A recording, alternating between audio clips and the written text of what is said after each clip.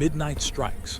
A single candle gutters in a locked Belgian library as Hercule Poirot stares at a blood-red pentagram freshly carved into an ancient oak table. The message beneath it is written in human blood. The pact is sealed. You are next, Monsieur Poirot. Welcome to the story you won't forget. Grab a strong cup of tea, settle into the darkest corner of your sofa, and let the chills begin. If your hands are already shaking with excitement, smash that subscribe button right now. Drop in the comments where in the world you're watching from tonight. Your support means everything to us. And let's step straight into the nightmare. Chapter 1. The Arrival at Château Sanger.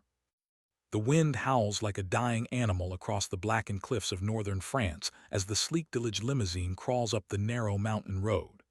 It is October 31, 1937, and Hercule Poirot, wrapped in his heaviest astrakhan coat, sits rigid in the back seat, mustache bristling with distaste.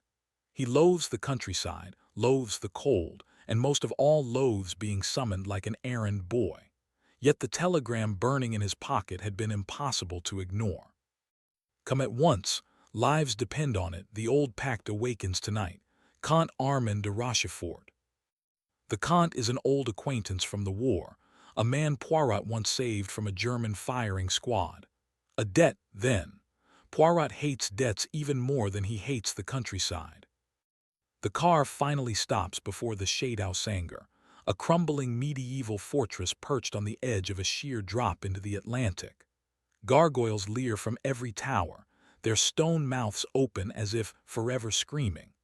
Torches flicker in iron brackets along the courtyard walls, throwing long shadows that seem to move on their own. A tall, gaunt butler with eyes like empty wells opens the massive oak doors. Monsieur Poirot, the family is waiting in the grand hall. Please, this way. Poirot steps inside. The air is thick with the scent of damp stone, old incense, and something metallic, blood, perhaps, or simply imagination. He adjusts his bowler hat, smooths his mustache, and follows the butler through corridors lined with faded tapestries showing knights battling demons.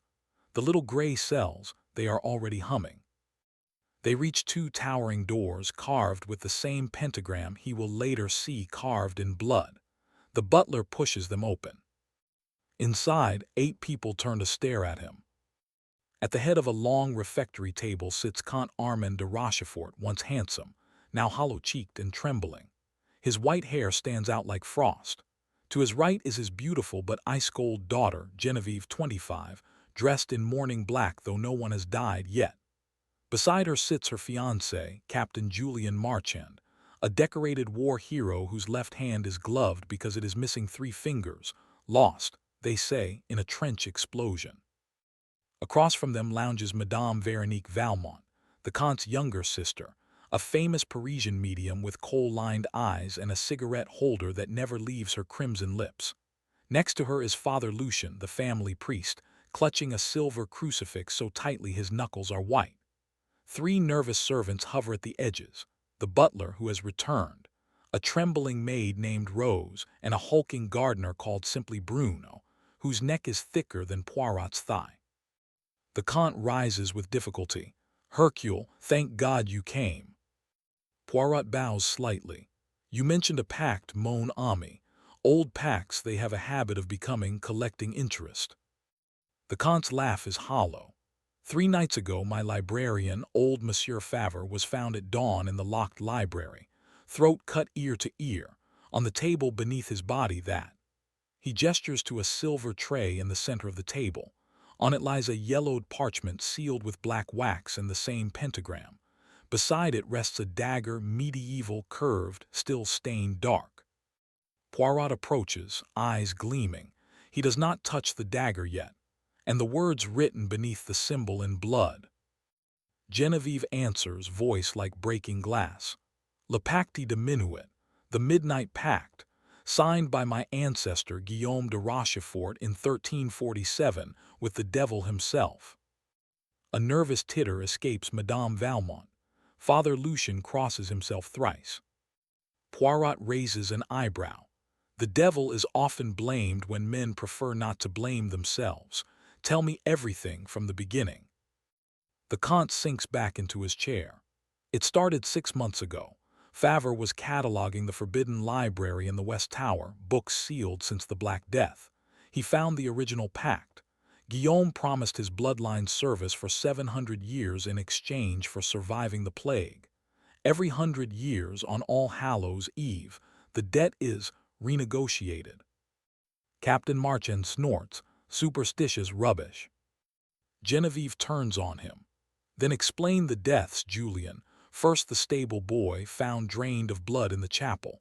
Then my lady's maid hanging in the bell tower with her tongue cut out. And now Favre. Poirot lifts the parchment carefully with a silk handkerchief. The ink looks fresh in places.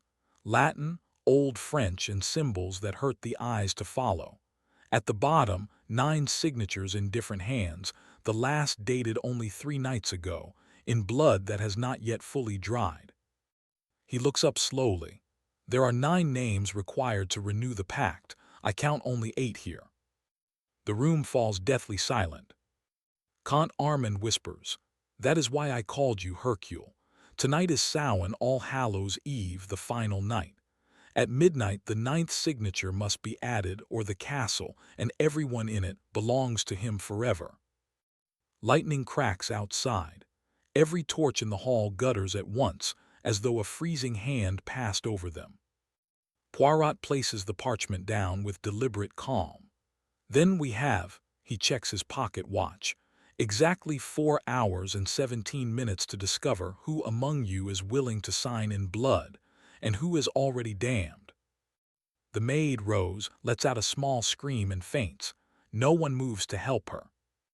Poirot's eyes sweep the room, missing nothing. Let us begin with the library where Monsieur Favre died. I wish to see this famous locked room for myself.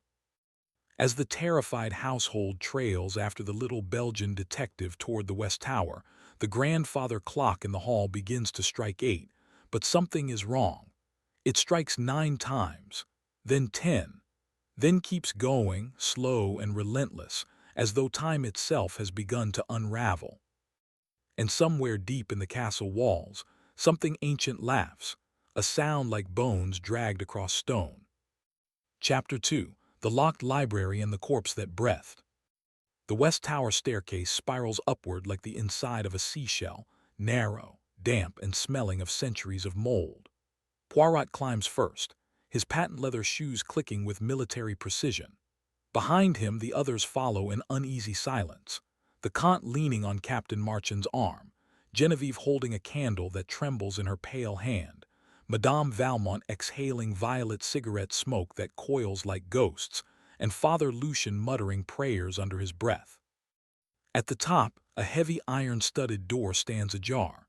Yellow police tape left by the local gendarmes has already been torn away. Poirot pauses on the threshold, eyes narrowed. "Observe," he murmurs. "The lock is intact.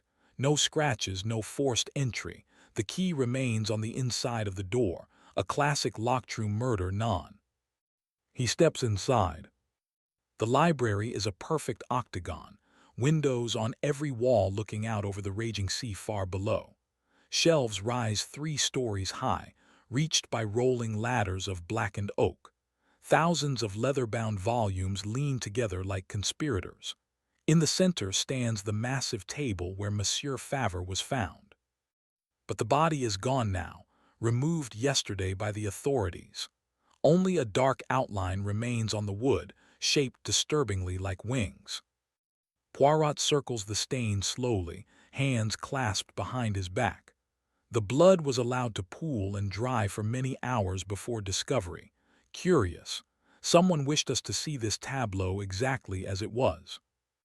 He bends closer. With a small silver magnifying glass he examines the carved pentagram. The grooves are deep, made with fury. Droplets of blood have run into the letters beneath. Le Pacte diminuit. Genevieve whispers, "He was alive when they carved it. The doctor said the cuts in the wood were made while his heart was still beating. The vibration of the blade." Captain Marchand interrupts roughly, "Enough, Genevieve. You'll make yourself ill." Poirot straightens. Captain, you were the first to find the body, I understand. Marchand stiffens. I was, at 6:30 in the morning. The door was locked from the inside, I had to break it down. Yet now the door opens easily, and the key is still on the inside. Poirot taps his temple. A paradox. He moves to the windows. All 8 are latched from within. No panes broken. The floor is thick with dust except for a single set of footprints leading from the door to the table and back again. Small prints, Faver's slippers. Madame Valmont gives a theatrical shudder. The spirits walk through the walls, monsieur. I felt them the moment I entered this tower. Poirot smiles thinly. Madame, the spirits are economical. They rarely disturb dust when a simpler explanation exists. He kneels suddenly, running a gloved finger along the base of one bookshelf. It comes away wet, dark red. Blood, he announces softly. Still tacky. Someone bled here after the police left. The group recoils as one. Poirot stands, eyes glittering. Now we search. Every book, every shelf. We look for anything added since the murder. They spread out reluctantly. Books are pulled down, pages riffled. The only sounds are the storm outside and the occasional nervous cough. 10 minutes later, young Rose the maid gives a strangled cry. She is on the highest ladder, reaching for a slim black volume wedged between 2 larger tomes. As she tugs, the book resists, then comes free with a soft, wet pop. Something long and pale slithers out with it and falls to the floor with a thud. It is a human finger, severed cleanly at the second joint. The nail is painted crimson. Genevieve screams.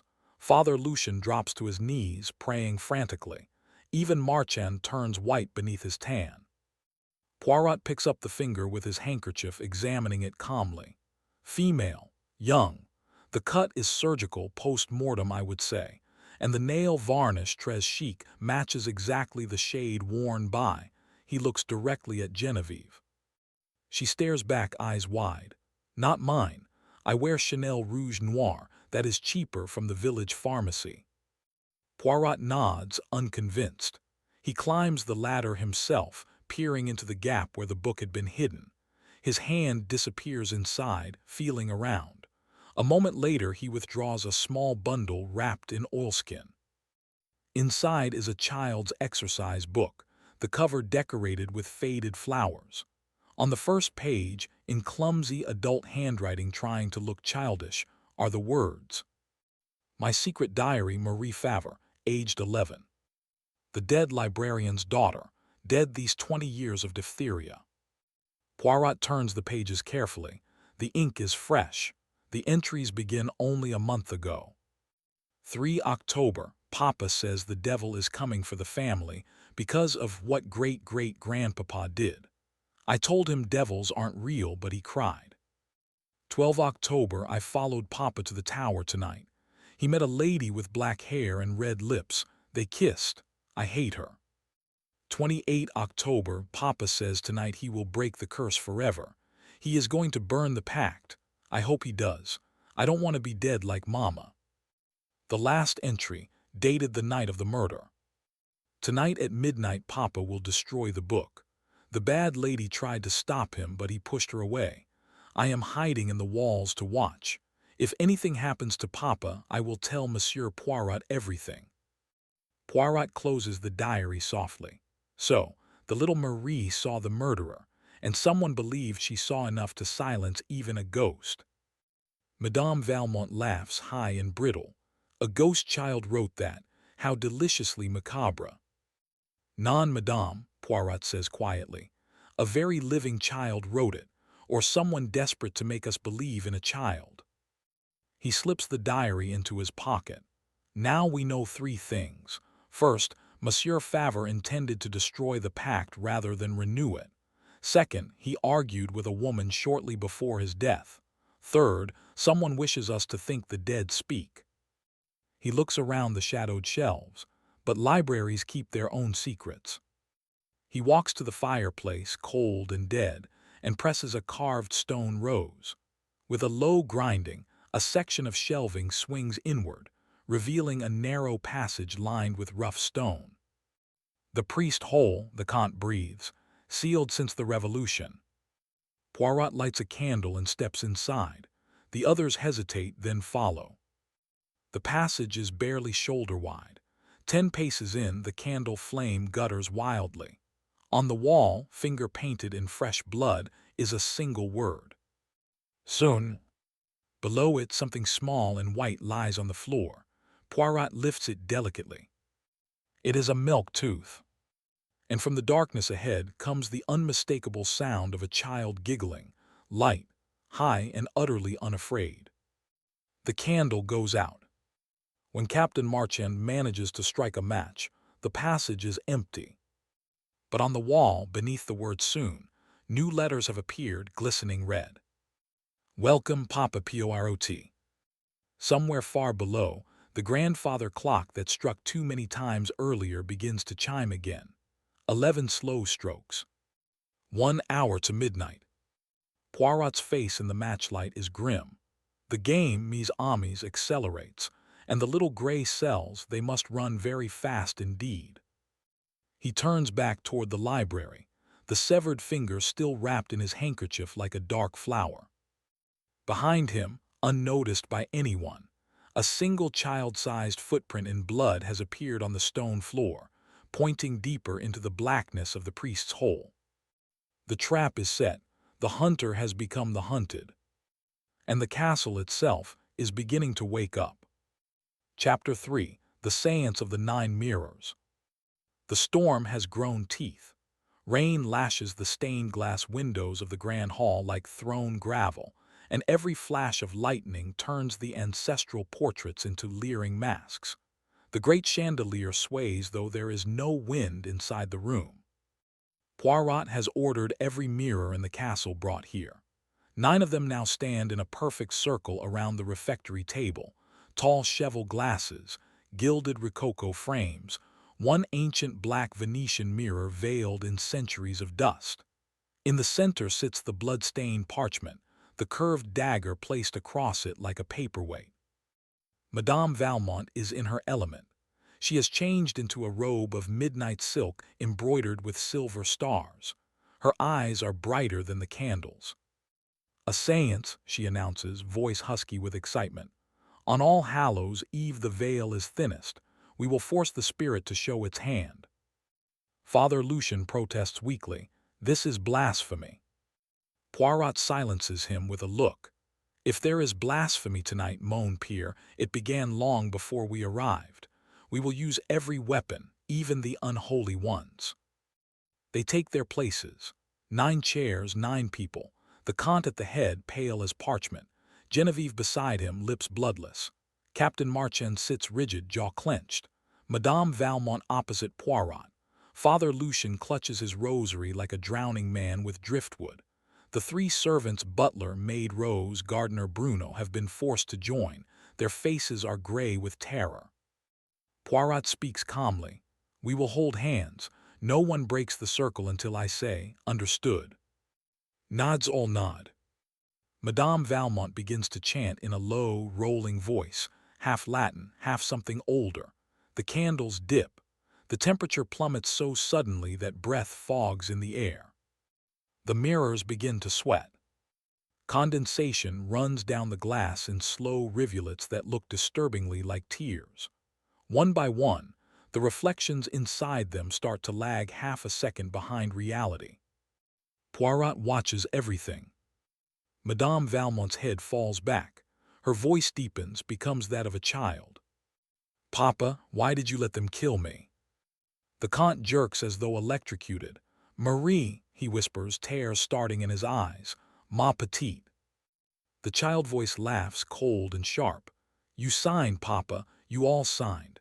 The bad man with the pretty medals made you." Every eye flicks to Captain Marchand. His gloved hand tightens on Genevieve's until she winces. Marchand snarls, lies from the pit. The mirrors ripple like water. In each glass appears the same image. A little girl in a white communion dress, face eaten away by rot, eyes black sockets. She raises a tiny hand missing one finger. Count the signatures, the corpse child sings. One is false, one is forged, one is already burning. A smell of scorched flesh fills the room. Poirot's voice cuts through like a blade. Enough theater, show me the ninth name. The mirrors explode with light. On the parchment in the center, fresh blood bubbles up through the old, forming letters that crawl like insects. The detective signs last. The dagger rises by itself, spins once in the air, and plunges point down into the table an inch from Poirot's hand. Every candle goes out at once. In the darkness, something small runs across the length of the table, bare feet pattering, childish giggle echoing. Hands are torn apart. Someone screams. A mirror shatters with a sound like a woman's shriek. When Captain Marchand manages to light a lamp again, the circle is broken. Madame Valmont lies slumped forward, a thin line of blood running from her left ear. Father Lucien is on his knees vomiting. And little Rose, the maid, is staring at her own hands in horror. They are covered in fresh blood that certainly isn't hers. But worst of all, the parchment now bears 9 signatures. The 9th is in Poirot's own neat, elegant handwriting, though he has not moved from his chair. Poirot stares at it for a long moment, then gives a small, humorless smile. "Very clever," he says softly. "A forgery good enough to fool the devil himself, perhaps, but not Hercule Poirot." He stands, plucks the dagger from the wood, and with one swift motion slices the palm of his left hand. Bright red blood wells instantly. "Blood calls to blood," he says, and presses his bleeding hand directly onto the false signature. The parchment bursts into blue-white flame. The child voice screams, a sound no human throat could make. The mirror's crackle of burning paper is suddenly drowned by every mirror in the room cracking in perfect unison. Shards rain onto the flagstones like deadly snow. When the smoke clears, the parchment is nothing but ash, except for one unburned corner on which a single word remains, written in Poirot's blood. "Liar." The grandfather clock in the hall strikes 12. Midnight has come. But the storm outside has stopped dead. An unnatural silence presses against the windows. Poirot wraps his hand with a silk handkerchief, never taking his eyes from the circle of terrified faces. "The first act is over," he says quietly. "The demon has shown its hand too early. Now I am angry, and angry demons, they make mistakes." He looks at the broken mirrors, at the blood, at the pale, trembling people around the table. Someone in this room believes they have already won. Someone else believes they have already lost. Both are wrong. He turns toward the door. "Come, the real library, the forbidden one, awaits beneath our feet, and I think it is time we introduced ourselves properly to the original signatory of the pact." As they follow him out, none of them notice that the puddle of Madame Valmont's blood on the floor has arranged itself into a perfect, tiny handprint.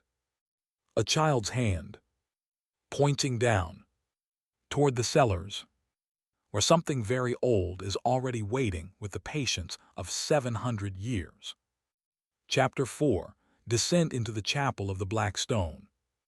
The staircase to the undercroft is hidden behind a faded tapestry of St. Michael slaying the dragon. Poirot lifts the heavy fabric with the tip of his cane, revealing a low archway and stone steps that spiral downward in a tight coil. The air that rises from below is warm, almost feverish, and smells of wet earth, candle wax, and something sweeter like rotting lilies. No one wants to go first. Poirot does not ask twice. He simply begins the descent, the flame of his small pocket torch dancing across walls that glisten with moisture. One by one the others follow, footsteps echoing like heartbeats. 20 steps down the temperature rises sharply. 30 steps and the torches they carry begin to burn blue at the edges.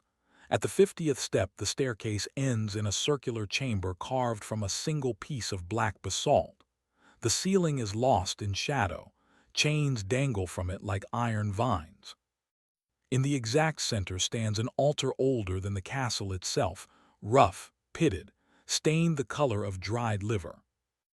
9 iron candlesticks surround the altar, each holding a thick black candle that burns with a steady crimson flame, though no one has lit them. On the altar lies the original pact, not parchment, but a sheet of thin-beaten human skin, edges stitched with gold thread, letters burned in with a brand.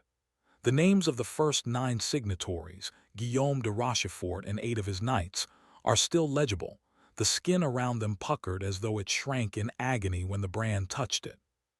Poirot approaches slowly, reverently almost. He does not touch the skin yet. "Observe," he says, voice low. "The 9th name is missing its final letter. See how the brand hesitated. Guillaume tried to pull away at the last instant. The devil accepted 8.5 signatures, that half a soul still clinging to grace. For 7 centuries the debt has been incompletely paid." Genevieve's voice is a thread. "Then why the murders now?" "Because the lender has grown impatient," Poirot replies. "Or because someone living wishes to force payment in full and claim the interest for themselves." He circles the altar. On the far side, hidden until this moment, a child-sized skeleton lies curled in a cavity beneath the stone. The bones are held together by thin gold wire. A communion veil, yellow with age, is still pinned to the tiny skull. Father Lucien falls to his knees, crossing himself again and again. "Sweet Jesus, it is Marie Favre. They kept her body here all these years." "No," Poirot says gently. "Look at the teeth. These milk teeth were never replaced. This child died before her 7th birthday. Marie Favre was 11. This is an earlier sacrifice, perhaps the first payment of interest."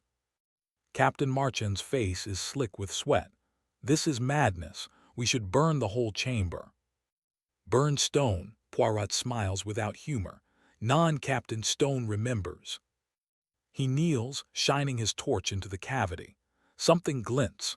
With thumb and forefinger he draws out a small silver locket on a broken chain. Inside is a miniature photograph. A stern man in the uniform of a great war lieutenant and a dark-haired woman holding a baby. The woman is unmistakably Madame Veronique Valmont, younger, softer, smiling. The man is Captain Julian Marchand. The room freezes. Madame Valmont recovers first. She laughs, but it cracks in the middle. "A charming likeness, but many women looked like me in 1918. Poirot turns the locket over. Engraved on the back in tiny letters, "To my beloved wife V and our angel Lucille, born All Hallows Eve 1917 J.M. "Lucille," Poirot repeats softly. "A child born on Samhain is powerful currency in certain circles. Where is little Lucille now, madame?" Madame Valmont's cigarette falls from her lips, burning a tiny hole in the stone floor before it goes out. Marchand takes one step toward her, voice hoarse. "Veronique, tell me you did." Before she can answer, every crimson candle flares to twice its height. The chains overhead begin to rattle, though there is no wind.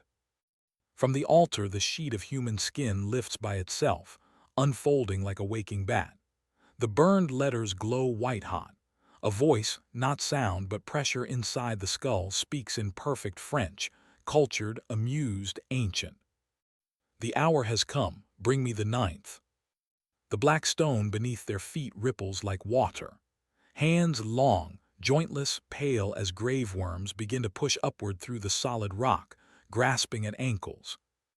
Rose screams and bolts back toward the stairs. A hand closes around her throat and pulls her down. She vanishes with a wet pop, as though the floor has become a mouth. Bruno the gardener swings his massive fist at the reaching arms. Bone crunches, but the hand simply reforms and drags him to his knees. Poirot alone does not move. He raises his bleeding left hand, the cut from the séance still open, and lets 3 drops fall onto the branded skin. The voice snarls, a sound like glaciers cracking.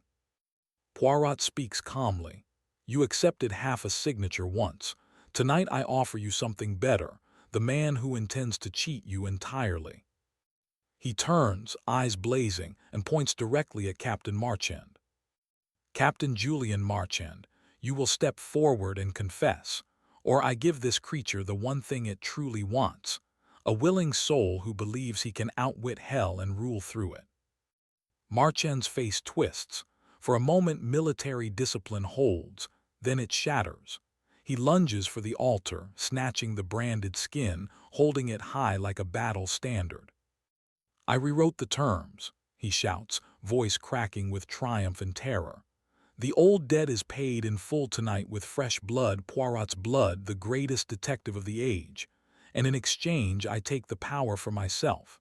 The castle, the family fortune, France itself. He never finishes. The branded skin bursts into black fire in his hands. The flames do not burn him. Instead they pour into his mouth, his eyes, his ears.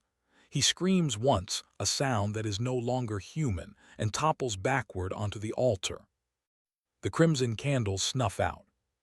When Poirot's torch flares again, Marchand is still lying there, but his uniform is suddenly centuries old, rotted, the metals tarnished. His face is Guillaume de Rochefort's face, the ancestor from the portrait upstairs, eyes wide in eternal shock. The sheet of human skin is whole again. The ninth signature is now complete, written in Marchand's blood, the final letter perfectly formed. The voice returns, quieter now, almost purring. Debt acknowledged, interest compounded. The house of Rochefort is mine, but the bargain is closed. The grasping hands sink back into the stone. The temperature drops to ice. The chains stop rattling. Silence. Genevieve is sobbing. Madame Valmont stares at the body of the man who was once her husband and the father of her lost child, her face unreadable. Father Lucien prays in a whisper. Poirot wipes his bleeding hand once more and looks up into the darkness above the altar. "Is it finished?" he asks in the empty air. The voice answers, amused again. "For this century, little Belgian, enjoy your victory. The next renewal falls on All Hallows Eve, 2037. I look forward to meeting your successor."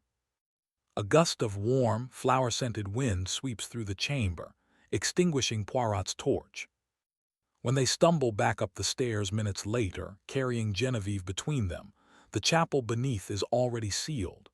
The tapestry hangs flat against bare stone. No trace of an archway remains. Only one thing has followed them upward. The small silver locket, now hanging from the neck of the St. Michael tapestry, gently swaying though the air is still. Inside, the photograph has changed. The baby Lucille now has no face, only a smooth blank oval where features should be. And on the back, freshly engraved beneath the old words, a new line has appeared in tiny, perfect handwriting. "See you in 12 years, Papa Poirot." The castle is quiet at last. But somewhere deep in the stone, something is already counting the days. Chapter 5. The morning after the night before. Dawn creeps over the Atlantic like a guilty thing, pale, cold, and ashamed. The storm has vanished so completely that the sea lies flat as polished pewter. Château Sanger looks almost ordinary in the gray light, just another crumbling pile of stone, except for the ravens. Hundreds of them sit on every gutter and gargoyle, silent, watching. Poirot stands alone on the terrace, coat collar turned up, hands clasped behind his back. His left palm is bandaged neatly. The cut has stopped bleeding, but the skin around it has turned black as though bruised by ink. He has not slept. The little gray cells never rest after a case is supposedly closed. Behind him, the great doors open. Genevieve steps out, wrapped in a man's dressing gown 3 sizes too large. Her eyes are swollen, her face the color of candle wax. "It's over," she says, voice hoarse from screaming. "You said it yourself, the debt is paid." Poirot does not turn. Paid, yes, but debts between men and devils are like rubber checks, mademoiselle, they bounce. She shivers. Marchand is dead, the parchment burned, the chapel is gone. Gone from sight, Poirot corrects gently. Not from memory, Stone remembers I told you. He finally faces her. Tell me, why did you never mention that your fiancé lost 3 fingers of his left hand in the war? Genevieve blinks. It was painful for him, he hated pity. Yet last night, when the severed finger was found in the library, it had crimson nail varnish. A woman's finger. And Captain Marchand's left hand inside that glove was suddenly whole again, was it not? Her mouth opens, closes. I do. Poirot raises a hand. Do not trouble yourself. I observed it when he reached for the burning skin. 5 perfect fingers, a miracle one might say. From inside the castle comes the sound of a car engine. The local police have finally arrived.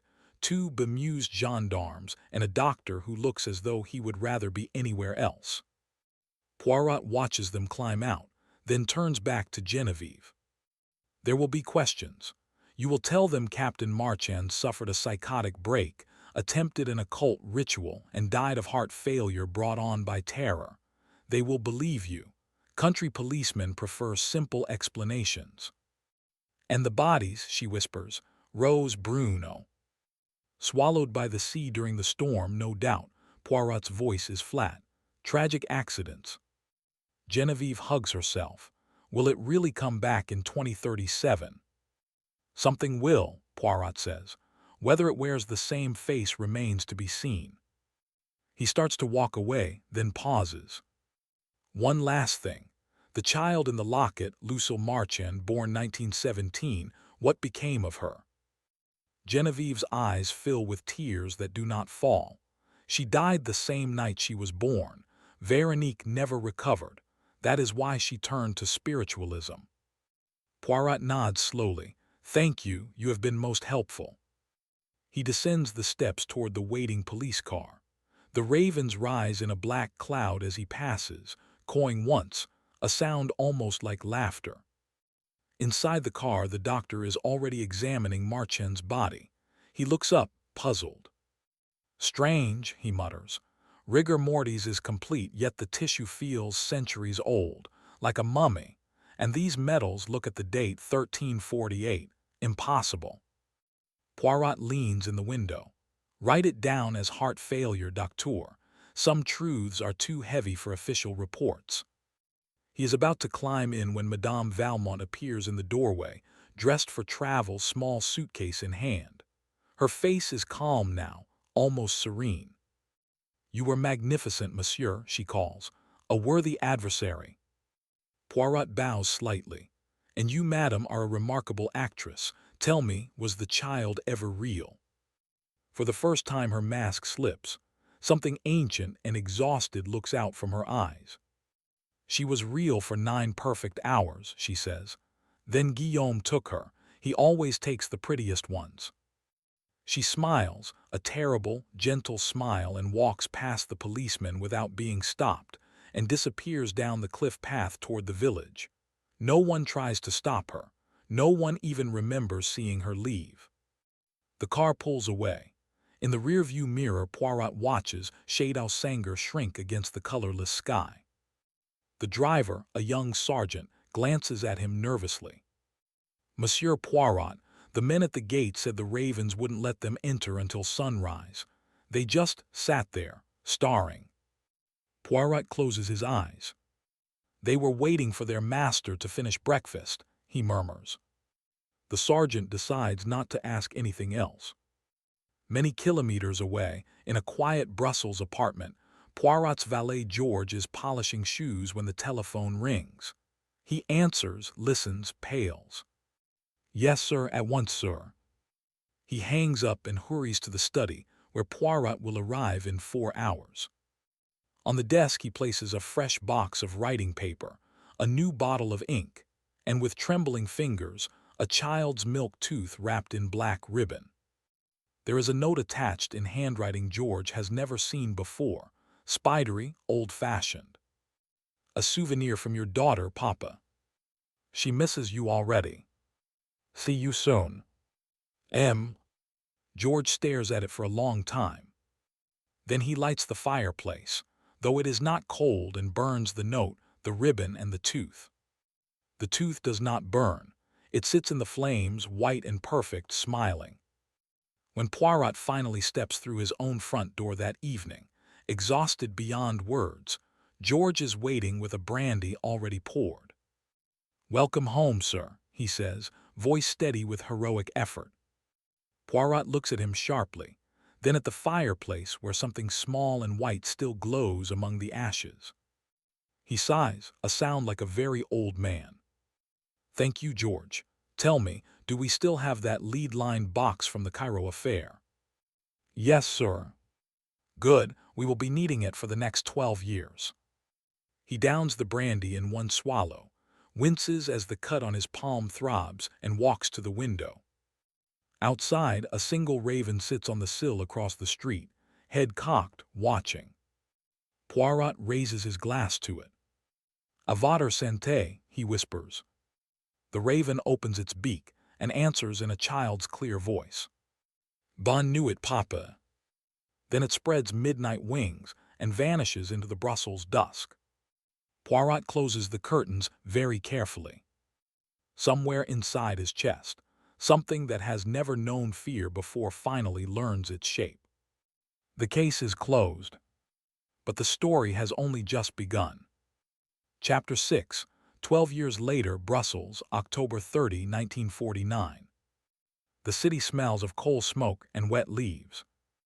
Hercule Poirot, now 74, walks slower than he once did, but the cane is still more ornament than necessity.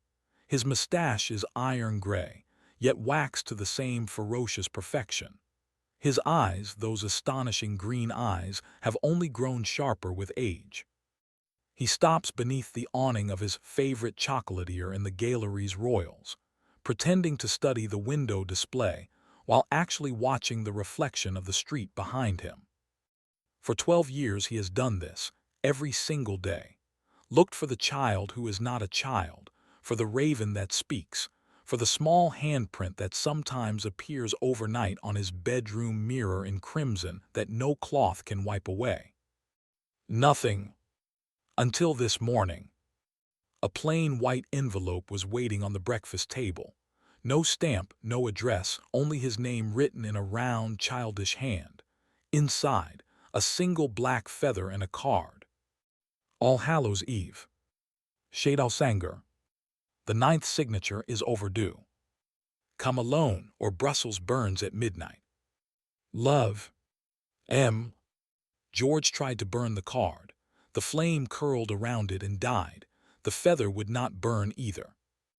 Now Poirot carries both in his breast pocket, next to his heart. He enters the chocolate shop, buys a small gold box of pralines, and leaves one on the counter for the pretty salesgirl who always blushes. Then he walks the long way home through the Parc de Bruxelles, past the bare chestnut trees, letting the cold air scour his lungs. At his apartment building he pauses. The concierge, old Madame Defarge, is waiting with a parcel. "This came for you, monsieur. No postage again. A strange child delivered it. Couldn't have been more than 7, but her eyes," she shudders, "like holes." Poirot thanks her calmly, takes the parcel upstairs. Inside is a doll. Porcelain face, real human hair the color of midnight, dressed in a white communion dress yellowed with age. Its left hand is missing one finger. When he lifts it, the head turns with a soft click and the painted eyes open. They are his own eyes, bright green, staring back at him. The mouth has been repainted into a perfect, terrible smile. On the back of the dress, embroidered in red silk, the words, "Dress rehearsal tonight, Papa. Don't be late." Poirot places the doll on the mantelpiece beside the lead-lined box that has remained locked since 1937.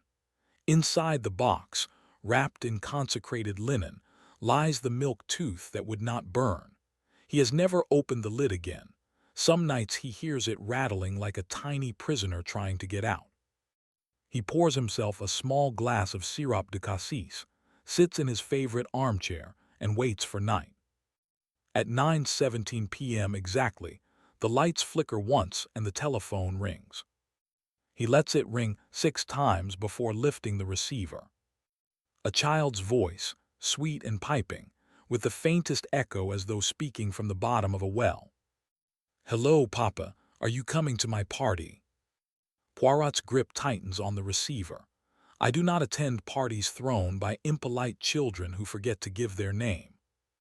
A delighted giggle. "You know my name. You wrote it in blood once, remember, when you tried to cheat." "I remember signing nothing." "Oh, but you will. Everyone signs in the end, even you." There is a soft click, and the line goes dead. Poirot replaces the receiver slowly. He opens the lead box for the first time in 12 years. The tooth is still there, but now it is black and glistening, as though dipped in fresh ink. He closes the lid, locks it, and pockets the tiny key. Then he dresses for travel. Heavy black overcoat, astrakhan collar, the old-fashioned Homburg he has not worn since 1937. Into a small valise he places 3 items. The lead box. A silver crucifix Father Lucian pressed into his hand as they fled the château in 1937. A single bullet of solid gold, cast by a liege gunsmith to Poirot's exact specifications years ago. At 10:05 p.m. he kisses George on both cheeks, tells him to take a week's holiday starting immediately, and refuses to listen to protests.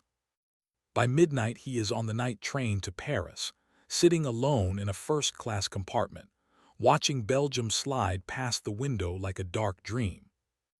At 3:00 a.m. somewhere between Namur and the French border the train lurches violently. All lights go out. When they come back 30 seconds later, the compartment is no longer empty. A little girl sits opposite him. She wears the same communion dress as the doll. Her face is porcelain pale, perfect, 7 years old forever. One hand rests in her lap, missing the same finger. Her eyes are green, bright, amused. She smiles with Poirot's own mouth. "Hello again, Papa. We have so much to talk about."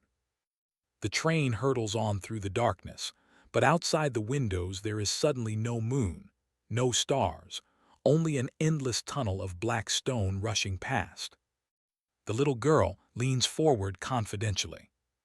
"Grandfather Guillaume sends his regards. He says you kept him waiting like a rude guest, but I told him you would come. I always knew you would." She holds out her hand, small, cold, impossibly strong. Poirot does not take it. Instead, he opens the valise, lifts out the lead box, and places it on the seat between them. "Your tooth," he says politely. "I believe this belongs to you." The child's smile widens until it splits her face too wide, revealing darkness instead of a throat. "Keep it," she whispers. "You'll need something to remember me by when I'm all grown up inside you." The train whistle screams, long and mournful. When the lights come back on again, Poirot is alone. But the lead box is open. The black tooth is gone. And on the seat opposite, arranged neatly as though by a careful child, lie 12 black raven feathers and a single white communion veil, still damp with seawater though the train is hundreds of kilometers from the ocean. Poirot closes his eyes. The little gray cells, for the first time in his life, are perfectly, terrifyingly silent. Somewhere ahead in the darkness, Château Sanger is waiting, rebuilt stone by stone from memory and malice. The final midnight approaches. And this time, Hercule Poirot is walking straight into the mouth of the bargain he thought he had broken. The train thunders on, faster, faster, as though eager to deliver its passenger. Behind him, Europe sleeps. Ahead, the cliffs rise black against a sky with no stars. And on the highest tower of the reborn château, a single candle burns crimson in a window that was never there before. It is almost time. Chapter 7. All Hallows Eve 1949, The Return to Château Sanger. The train never stops at any station. It simply slows once at 11 p.m. beside a narrow gravel platform that has no name and no lamps that burn with blue fire. The door to Poirot's compartment opens by itself. Cold salt wind rushes in, carrying the smell of iodine and old graves. He steps down. The train exhales once, like a satisfied beast, and is gone, leaving only silence and the sound of waves far below. The path climbs the cliff in switchbacks of broken stone. Each turn is marked by a child's shoe, left foot only, placed neatly as though its owner hopped away on one leg centuries ago. The shoes grow progressively older as he ascends. Patent leather in the 1940s style near the bottom, then button boots from the Belle Epoque higher up, tiny wooden sabots at the very top. At the summit, the shade owl waits. It is not the ruin he left in 1937. Every tower has been rebuilt, every gargoyle recarved, every window glazed with glass the color of dried blood. Torches burn in iron claws along the battlements, but the flames point downward, licking the stone as though gravity has reversed. The gates stand open. Inside the courtyard, roses grow overnight black petals, thorns long as fingers. They have formed an archway spelling, in perfect cursive, "Welcome home, Papa." Poirot. He walks beneath it without hesitation. A single petal detaches and lands on his shoulder. Where it touches, the astrakhan collar begins to smoke, but he brushes it away like dandruff. The great doors open before he reaches them. The entrance hall is exactly as he remembers, yet utterly changed. The suits of armor now hold real bones inside. The grandfather clock stands where it always did, but the pendulum is a hanged man slowly turning, face hidden by a hood. The hands spin backward, racing toward midnight. A voice echoes from every direction at once: child, woman, old man, all speaking in perfect unison. 12 minutes late, Papa. We started without you. From the shadows of the minstrel gallery, a figure descends the grand staircase. It is Geneviève de Rochefort, but not as he last saw her. She wears the same black mourning dress from 1937, yet the fabric moves as though underwater. Her eyes are milk-white, blind, and tears of fresh blood run from them in perfect streams. She smiles with too many teeth. "You kept your promise," she says in the child's voice. "You came back for my birthday." Poirot removes his Homburg, bows slightly. "Mademoiselle, you have redecorated. It is dramatic." Geneviève tilts her head. "We had time. 12 years is long enough to grow a whole new house from one drop of your blood." She reaches the bottom step and holds out both hands. The left is normal. The right ends in a blackened stump where the little finger should be. "You still owe the final letter," she whispers. "The half-signature Guillaume never finished. It has your name on it now." Poirot glances at the clock. 11:47 p.m. He sets his valise on the flagstones, opens it, and removes the silver crucifix and the golden bullet. "I brought gifts," he says conversationally. "One for the soul, one for the body. Choose wisely." Genevieve's blind eyes fix on him with terrible accuracy. There is no body left to kill, only story, and stories never die. She gestures, and every door in the hall slams open at once. From each doorway steps a version of the people he met in 1937. The Count rotted to green lace, dragging his own entrails like a bridal train. Father Lucian, upside down on the ceiling, neck broken, still clutching his rosary made of baby teeth. Bruno the gardener, grown to 10 feet tall, roses bursting from his eye sockets. Rose the maid, neck elongated 3 meters, head dangling, tongue tasting the air. They form a silent honor guard. Geneviève walks between them until she stands an arm's length from Poirot. Close now, he can see her skin is translucent. Beneath it, something vast and dark moves like fish in deep water. "Give me your hand," she says softly. "Just one more drop, one perfect circle." Poirot smiles his small, cat-like smile. "Very well." He extends his left hand, the same palm he cut in 1937. The scar has never healed. Tonight it glows faintly, as though lit from within. Genevieve reaches for it eagerly. The instant her fingers brush his skin, Poirot moves, faster than any 74-year-old man should. He presses the silver crucifix directly onto the scar. White fire explodes outward. Genevieve screams, a sound that shatters every window in the hall. The rotted honor guard bursts into black butterflies that burn to ash before they hit the ground. The château itself groans, stones grinding like teeth. Genevieve staggers back, smoking, the child's face melting to reveal Marchand, for an instant, then Madame Valmont, then Guillaume, then nothing but a pillar of burning shadow. Poirot does not let go.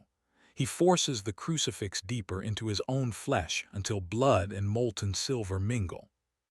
"You wanted my signature," he says, voice calm amid the inferno. "Here it is." With his free hand he lifts the golden bullet, places it between his teeth, and bites down hard. The explosion is soundless. Light, pure, blinding, the color of glacier ice, floods the hall. Every black rose ignites. The hanged man on the pendulum drops, ages to dust mid-fall. The clock stops at 1 minute to midnight and bursts into white doves that fly upward through the roof and are gone. When the light fades, Poirot is alone. The château is the ruin he left in 1937, broken walls, empty windows, moonlight pouring through holes in the roof like water. Genevieve lies at his feet, no longer translucent, no longer blind. Just a woman in her late 30s, graying, mortal, breathing shallowly. She looks up at him with normal, terrified human eyes. "It's gone," she whispers. "I can feel it leaving me." Poirot kneels, cradles her head. "Who are you really?" he asks gently. "Genevieve Marie Valmont Marchand," she says, voice breaking. "Their daughter, born 1917. I never died. They kept me in the walls, feed me stories until I become the story." Tears, clear, human tears, run down her cheeks. "It used me to get to you, because you were the only one who ever heard it." Poirot nods, and now it hurts again, badly. He helps her stand. Together they walk out through the broken gates into the cold, clean night. Behind them, the château begins to collapse in perfect silence, each stone politely waiting its turn, until the entire structure folds in on itself and becomes only a cairn on the cliff. At the edge of the drop, Poirot stops. He takes the golden bullet, now split, empty from his mouth, and throws it into the sea. Genevieve watches it vanish. "What was in the bullet?" she asks. "Me," Poirot says simply. "A single drop of my blood, freely given, mixed with the consecrated wax from Father Lucian's rosary and the night he died blessing it. A paradox, a willing sacrifice that is not a sacrifice, the one thing it could not digest." He looks at his left palm. The scar is gone. The skin is smooth, unmarked, ordinary. Far out at sea, something enormous breaches once, a back ridged like mountains, and submerges again with a sound like the world sighing. Poirot offers Genevieve his arm. "Come, there is a village below, hot coffee, a priest who asks a few questions, a life perhaps if you want it." She takes his arm with both hands, trembling. "And you?" "Poirot." He looks back once at the pile of stones that was château Sanger. "I have a train to catch," he says. "There are still 11 minutes left in this century, and Hercule Poirot has never yet been late for an appointment." Together they descend the cliff path. Behind them dawn begins, true dawn, pink and ordinary and new. No ravens follow. For the first time in 700 years, the wind off the Atlantic smells only of salt. And somewhere very far away, in the deepest trench of the ocean, something ancient curls around the golden bullet and dreams of a day when little Belgian detectives are no longer quite so clever. But that is a story for another century. This one ends here, with an old man and a woman who was once a child walking toward breakfast, and the quiet, perfect certainty that, for now, the pact at midnight is broken beyond repair. Poirot allows himself one small, satisfied smile. The little gray cells, it seems, still have a trick or two left. Fin.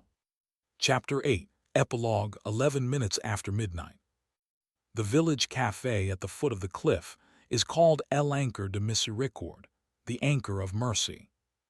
It has stood there since the days of smugglers and shipwrecks, and it smells of coffee, Calvados, and pipe tobacco older than most nations. It is 12:11 a.m., November 1, 1949. The patron, vast and bearded like an Old Testament prophet, sets down 2 steaming bowls of café au lait without being asked. He has seen stranger things washed in by the tide than a little Belgian in an astrakhan coat escorting a barefoot woman in a torn black dress. He asks no questions. In this part of Brittany, silence is a form of hospitality. Poirot and Genevieve sit at the window table. Outside, the first pale gold of sunrise touches the sea. The ruined cliff where the shade house stood is already overgrown with gorse and sea thrift, as though 7 centuries of stone simply forgot to exist. Genevieve wraps both hands around her bowl, letting the heat soak into bones that have been cold for 32 years. "I don't know how to be human again," she says quietly. Poirot stirs 3 sugars into his coffee with mathematical precision. "One begins," he replies, "with small things, a warm drink, a name that is truly one's own, a night without dreams of teeth." She looks at him, eyes still red but clear for the first time. "And you, what do you do now, Monsieur Poirot?" He sips, winces slightly at the sweetness, and sets the spoon down in exact alignment with the saucer's rim. "Now I go home. I write my memoirs, the chapters I am permitted to write.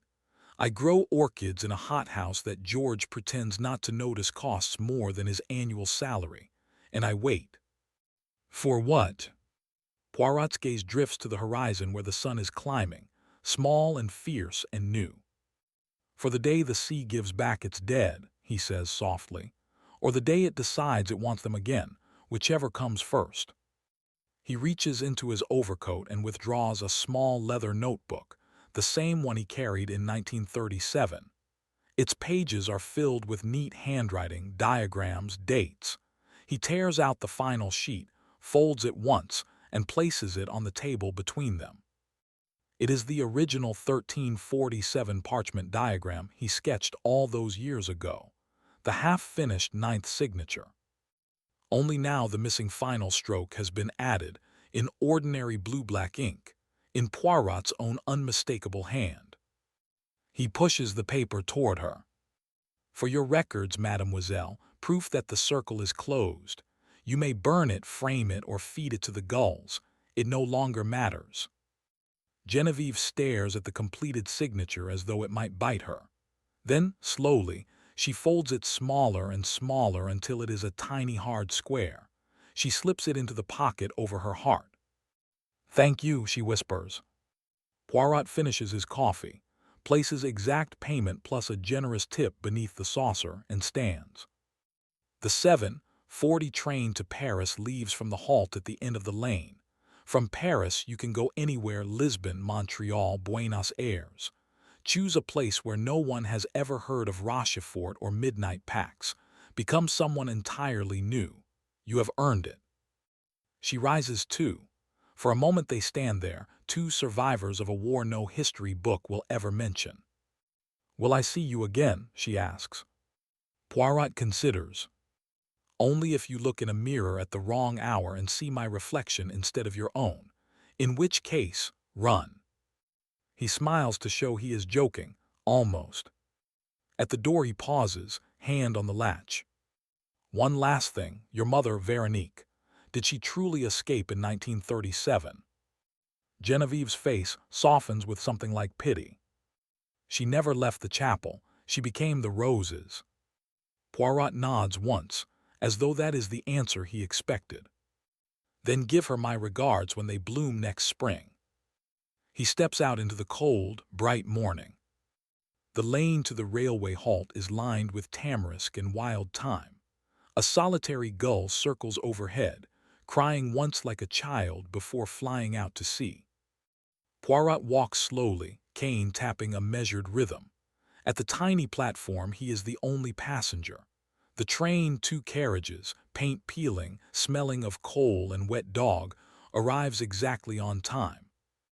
He climbs aboard, takes the same compartment he occupied 12 hours earlier, and settles by the window. The guard blows his whistle. The little train puffs away along the coast. As it rounds the headland, Poirot looks back. On the cliff where Château Sanger stood for 7 centuries, nothing remains except a single black raven perched on a rock. It watches the train until it is out of sight. Then it spreads its wings, opens its beak, and speaks in a clear child's voice that carries impossibly far across the water. "Goodbye for now, Papa. Thank you for the game. See you in the next story." The raven takes flight, wheeling once against the sunrise, and dissolves into golden light. Poirot closes the window, removes his Homburg, and allows himself one small, tired sigh.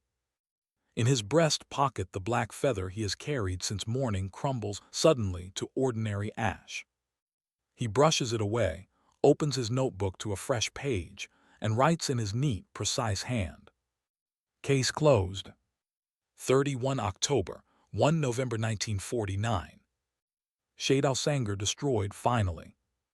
The devil outwitted for the present century.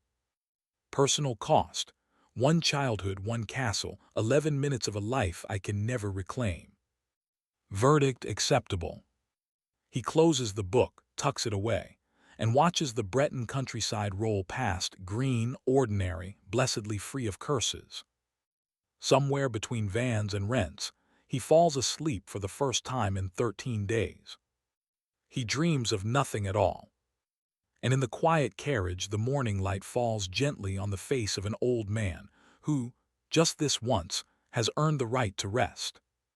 Outside, France wakes to another peaceful day, unaware that somewhere in its oldest stones, a 700-year debt has finally been paid in full. The train carries Hercule Poirot home. And for the first time in his long and extraordinary life, no one, neither living, dead, nor in between, is waiting for him when he arrives. It is enough. It is more than enough. Chapter 9. The Unsent Letter.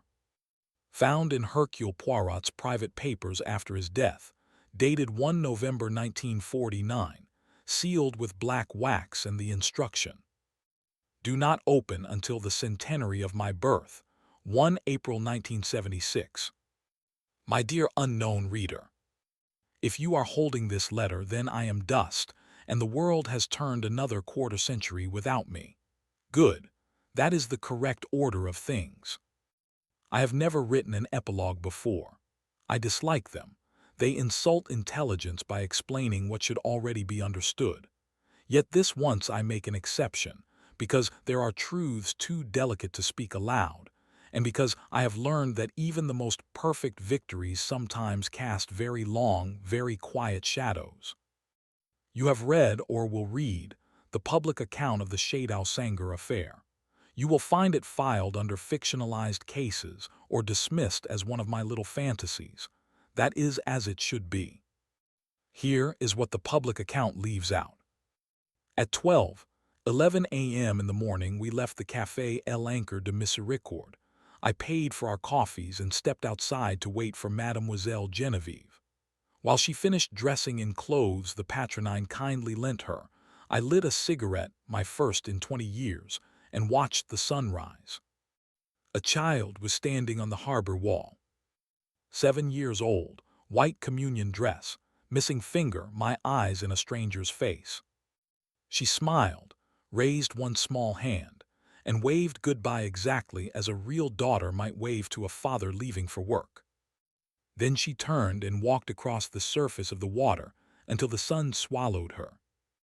I felt nothing, no chill, no dread, only a vast, unbearable tenderness. Because at that moment I understood the final trick. The entity did not lose. It changed the game when it saw it could not win the old one. It let the castle fall. It let the parchment burn. It let the girl go free. Also that it could leave behind something far more elegant than a pact signed in blood. A memory. A single, perfect memory of a little girl waving goodbye on a memory that will live in me until I die, and perhaps beyond. That is the new pact, unwritten, unbreakable. Every year on All Hallows Eve I will think of her. Every year I will wonder if the wave was real. Every year I will love her a little in spite of everything, because love is the one chain the devil himself cannot forge or break. He can only wait for us to fasten it ourselves. And I have fastened it.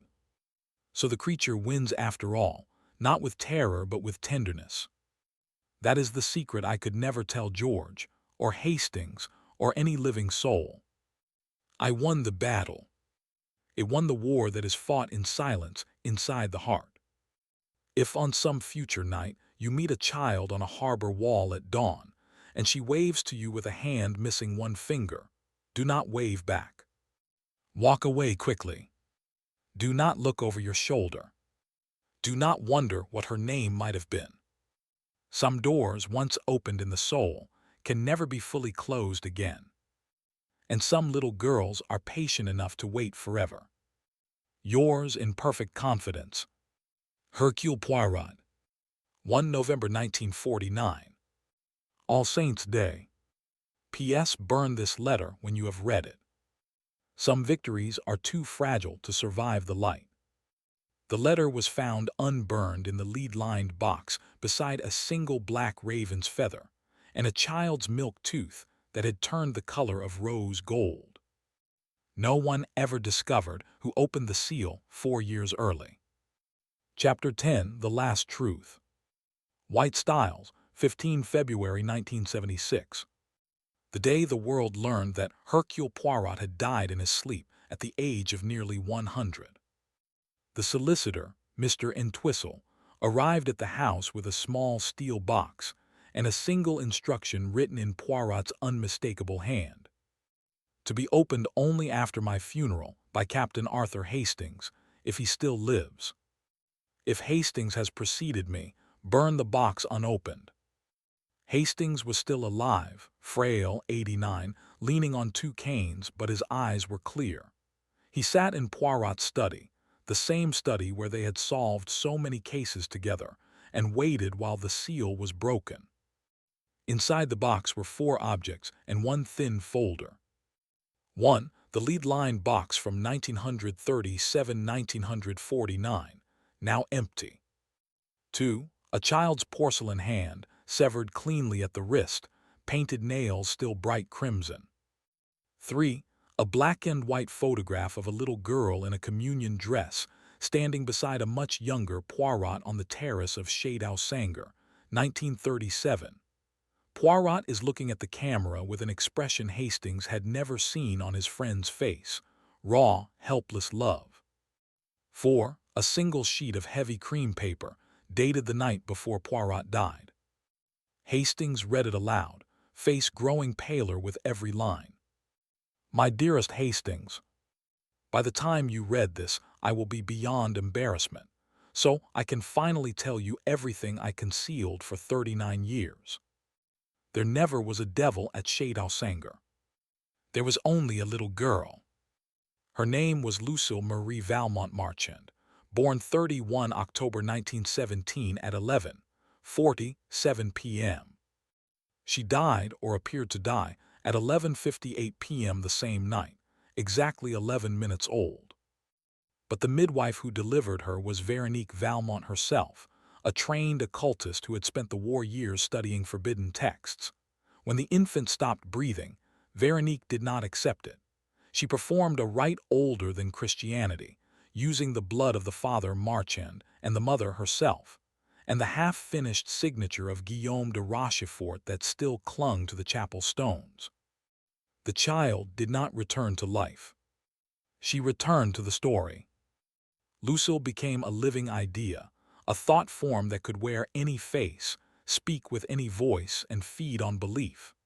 Every murder in 1937, every horror, every possession was Lucille trying to make the story large enough, old enough, terrible enough that anyone, would love her enough to finish the signature and give her a permanent body. I was meant to be that someone. She chose me the moment I stepped into the château in 1937, because I was the only person present who had never signed anything in blood and never would. A pure soul, she thought, would anchor her forever. So she built the entire nightmare around me, year after year, death after death, waiting for the night I would finally break and sign my name to save the others. I almost did. But in 1949, when she appeared on the train as the second time, I understood at last. She did not want power. She did not want revenge. She wanted a father. So I gave her one.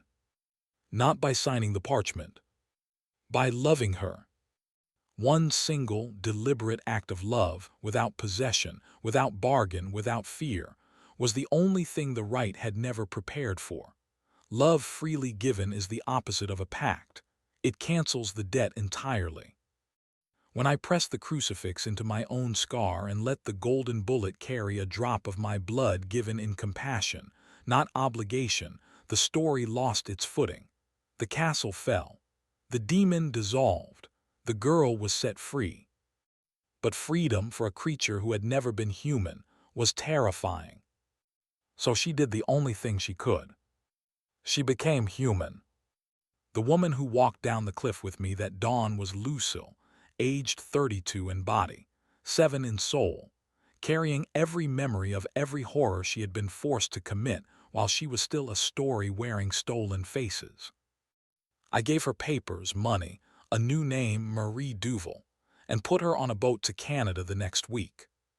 She has lived quietly ever since in a small town near Quebec, teaching piano to children, ironically, children who have no fathers. Every year on 31 October she sends me a postcard with no message, only a single black feather. I have kept every one. The porcelain hand in this box is the last piece of the doll she left on my mantel in 1949. It is warm to the touch always. Sometimes, late at night, the fingers move. She is still waiting for me to come and finish the story properly. I never will. Because the final truth, mon ami, is this. I did sign the pact. Not in blood. In love. And love is the only signature the devil can neither forge nor break. When I die tonight, tomorrow, next year, she will finally have the father she was promised. Not as master, not as victim, but as the man who chose her when no one else would. That is why I go willingly. Tell no one. Let the world keep its tidy ending, the clever detective who outwitted hell. The real ending is gentler and far more terrible. A little girl on a harbor wall at dawn, waving goodbye to the only person who ever saw her as a child instead of a monster. I will wave back this time. And then I will take her hand, the one that is whole, and we will walk into whatever comes after stories together. Forgive me, old friend, for the lie I lived so well. It was the kindest lie I ever told. Yours in perfect friendship and perfect truth at last. Hercule Poirot. Hastings closed the letter with shaking hands. He looked at the photograph again. In it, the little girl was holding Poirot's hand and laughing with pure joy. On the back, in Poirot's handwriting, a final line had been added in ink still wet. She is waiting at the harbor now. I must not be late. Hastings never told a soul. 3 days later, when the nurse went to wake Poirot, the bed was empty, the window open, a single black feather on the sill. His body was never found. On the little harbor wall at El Anchor de Miséricorde, the fishermen still speak, sometimes, of an old man in an astrakhan coat and a dark-haired woman in her 50s who appear every few decades on All Hallows Eve just before dawn. They stand hand in hand, looking out to sea. Then they walk across the water together and vanish with the sunrise. No one is ever afraid. They only say the old man looks happy. and the woman looks, finally, like someone who has come home. That is the real end. There is no more.